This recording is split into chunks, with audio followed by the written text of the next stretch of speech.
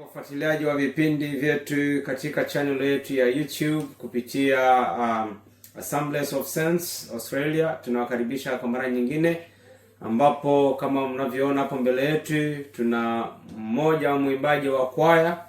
Kwa hiyo tumependa kuzungumza naye mawili matatu ili atujuze ni jinsi gani alianza au alisikia wito wa kuimba. Maana Jumapili tulikuwa naye, nikaona ni mwimbaji bora kabisa katika ibada. Sasa tukapenda kujua zaidi ni yapi yanayojiri kutoka kwake. Kwa hiyo karibu, utuambie wewe ni nani na kazi hii ulianza lini? Jambo, mimi naitwa Maua na niko mmoja wa waimbaji nitasema katika kwaya ya Assemblies of Saints. Asante dada Maua, tumesikia wewe ni Maua na wewe ni mmoja wa miongoni mwa waimbaji wa Assemblies of Saints. Sasa hii kazi ya uimbaji, mimi nasema kama ni kazi, ulianzaje? Ilikuja lini? Ilikuja baada ya kuwa na familia au ni vitu vilikuwepo toka awali kipindi wewe ni mtoto mdogo? Kwanza kuimba, nilianza kuimba mkwaya nikingali mtoto mdogo. Nitasema nilikuwa naingia msingi, wanaita msingi ndio najua, wala nitasema kwaya ya chekechea ya watoto ndio nimeanzaga kule. Sunday school. Sunday school. Nilikuwa naenda Sunday school but nilikuwa naimba hiyo. From there nimekoma tu hivyo naimba hadi jinsi nimeolewa hadi So ni something I grew up doing. Okay.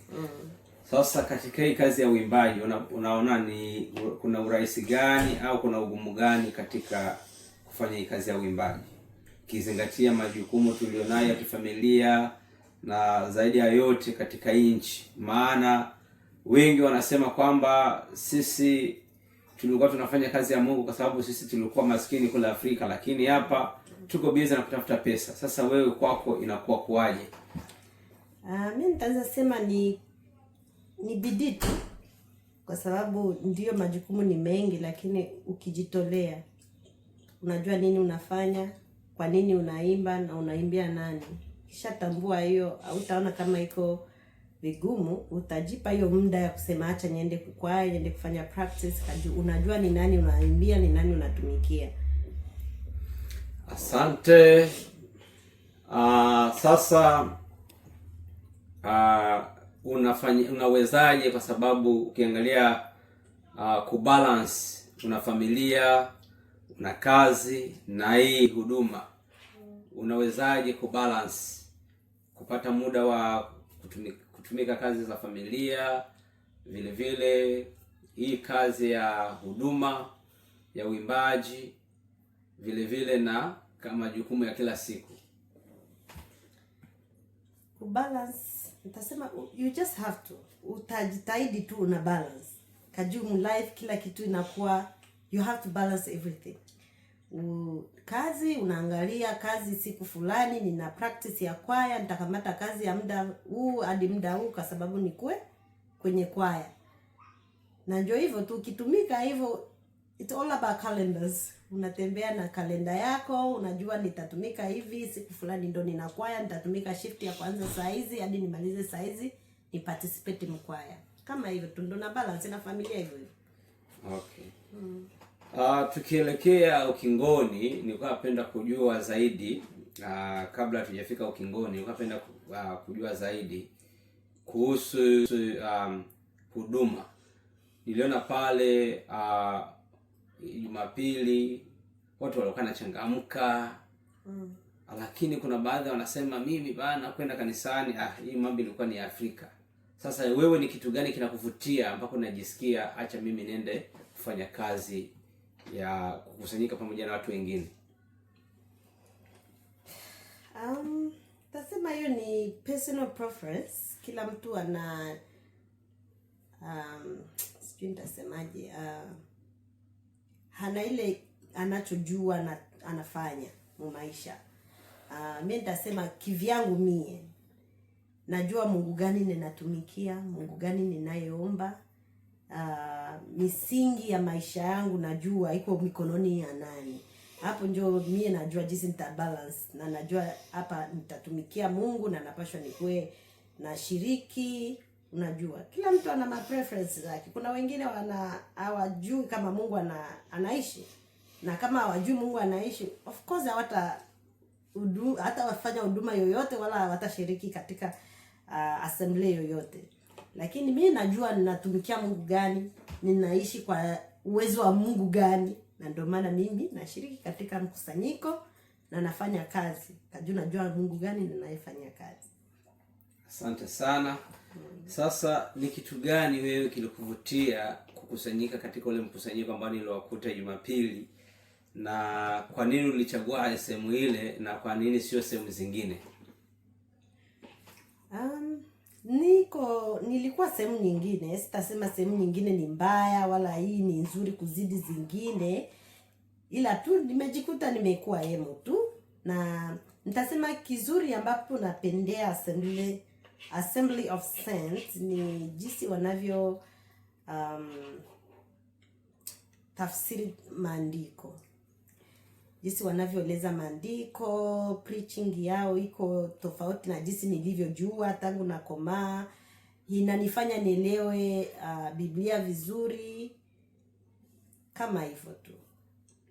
Sasa kama kwa wale marafiki yako ambao wanakufuatilia, wakitaka kujua unajifunza nini, ni tofauti gani ambayo unaipata hapa katika mkusanyiko wa watakatifu na kule ulikokuwa, ni tofauti gani, na unaweza kuwapa ujumbe gani ili wavutiwe na wewe na wao waje?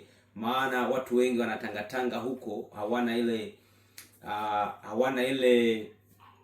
hawapati ile chakula nono cha Kristo.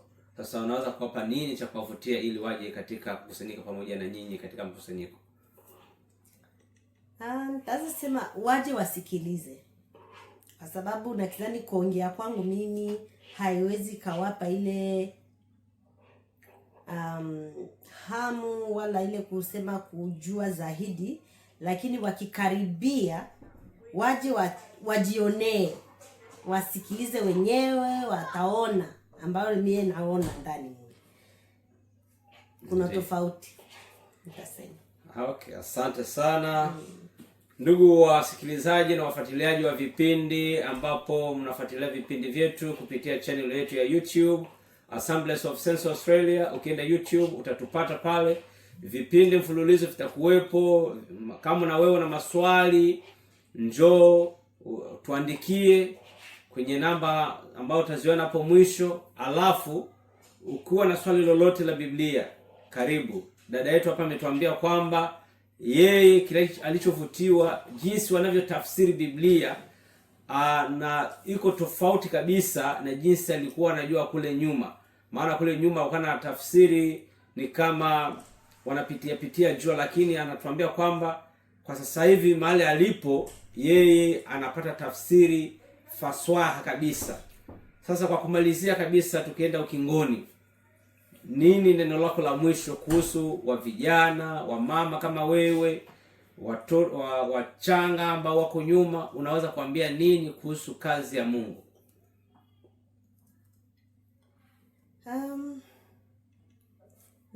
Ambacho nitaanza sema kwa sababu ya wamama, vijana, jamani, tumkaribie Mungu, tumrudilie Muumba wetu. Hiyo ndo nitaanza sema. Tusifikiria yuko anatenda kazi na ako miongoni mwetu. Ni jukumu letu sisi kumkaribia ili tupate kuona makuu yake. Haya, asante, tunakushukuru sana. Acha tukuache uendelee na majukumu. Tunajua una majukumu mengi, uko mzazi, kwa hiyo tunashukuru sana. Tukuhitaji tena, tutakuja kuwatafuta ili tuweze kuongea. Maana naona hata leo mlikuwa mnamaliza kazi ya kuburudika na uimbaji. Haya, Mungu awabariki wasikilizaji wetu, tunawatakia kila laheri. Ciao, bye bye. Bye.